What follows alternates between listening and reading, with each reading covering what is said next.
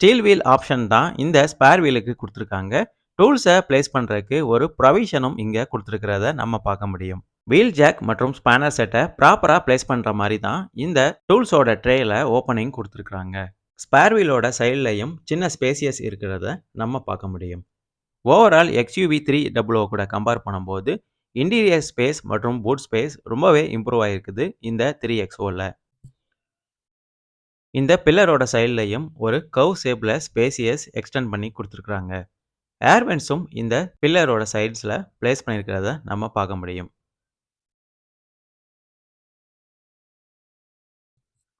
சீட்ட folding பண்ணி spacious எப்படி இருக்கு அப்படின்னு இப்ப பார்ப்போம்.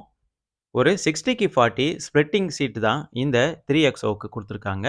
பேஸ் வேரியண்ட்ல இருந்தே இந்த ஃபீச்சர் எல்லா வேரியண்ட்டுக்கும் அவைலபிளா இருக்குது. 2 சீட்டையும் ஃபோல்டிங் பண்ணதுக்கு அப்புறம் ஒரு லார்ஜான